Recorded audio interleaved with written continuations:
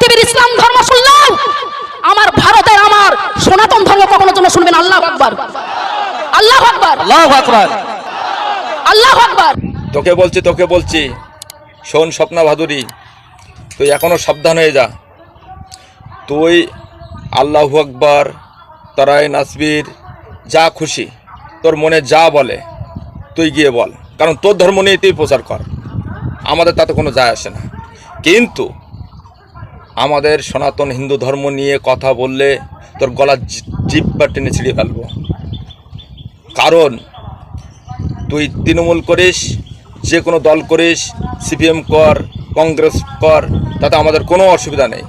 কিন্তু তোকে একটা কথা বারবার বলতে চাই, আমাদের হিন্দু ধর্ম নিয়ে কোনো কটূক্তিজনক কোনো ভাষা দিলে তোকে ছেড়ে কথা বলবো না।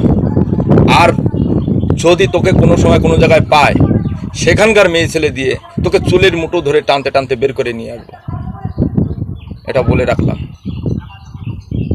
তোকে আরেকবার বলি, আবারও বলি, তোর ধর্ম নিয়ে তুই প্রচার কর, তুই যা খুশি কর, কিন্তু আমাদের সনাতন ধর্ম নিয়ে কথা বলার অধিকার তোর নেই। এটাই তোর শেষ কথা। কারণ তোর মতো বাজে মেয়ে ছেলে এই ভারতবর্ষের ভিতরে বা এই গোটা পৃথিবীর ভিতরে আর যে আছে তা আমাদের জানা নেই। কারণ তোর অসভ্য মহিলা বলতে একমাত্র তোকেই বোঝায়।